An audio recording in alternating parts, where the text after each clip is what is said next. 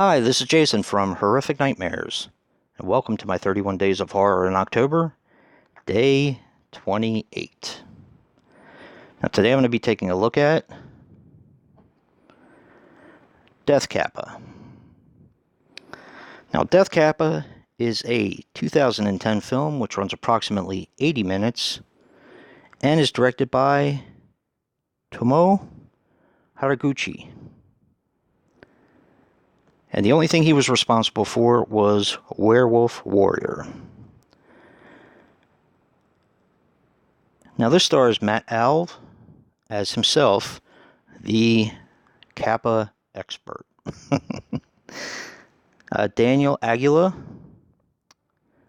both Matt Alv and Daniel Aguila didn't have any credits to their name. It also stars Michelle Ann Dunphy. She did a lot of video game and voiceover work for cartoons, video games, stuff like that. Also Mika and Miyatsu Hirata. She was in Nightingale and Gangsta.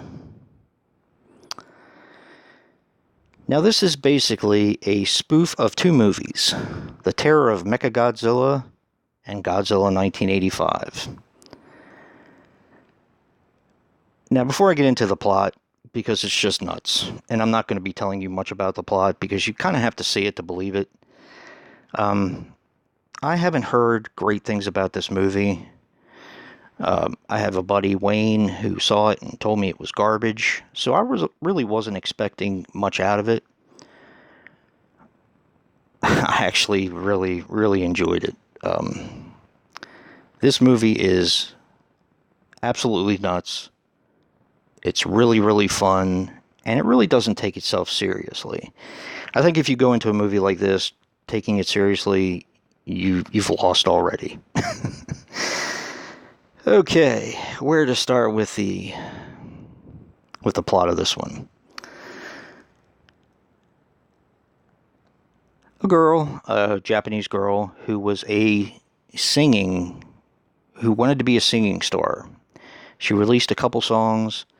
She went back to her village to be reunited with her grandmother, and their purpose is to basically take care of the Kappa and feed him cucumbers. Feed the statue cucumbers. The Kappa is this crazy looking thing. It's like a bird with a plate on its head. Now, a guy I mentioned, Matt Alv, who plays himself, he is the Kappa expert. He speaks Japanese, but is subtitled in English. All the rest of the people are Japanese, but they speak English. Or they're overdubbed in English. That's how crazy this movie is. It's just... how do I describe it? Okay. If Astron 6 was to make a Godzilla spoof, this would be it right here. This is by Tokyo Shock and a company called Fever Dream. Now, if this gives you any indication, because I saw some of the trailers on here as I was watching the film, Fever Dreams also did Tokyo Gore Police, which I've heard a lot of good things about, which I also have, but haven't watched yet, and The Machine Girl, which I've also heard great things about, but haven't watched yet. I think you have to be in a certain mood to really enjoy this type of film. And I was. And I really enjoyed it. This kind of brought me back to when I was younger. Most of you who know me know that I am a big Godzilla fan. And the old Godzilla movies where it's a man dressed up in a Godzilla outfit, and he's crunching on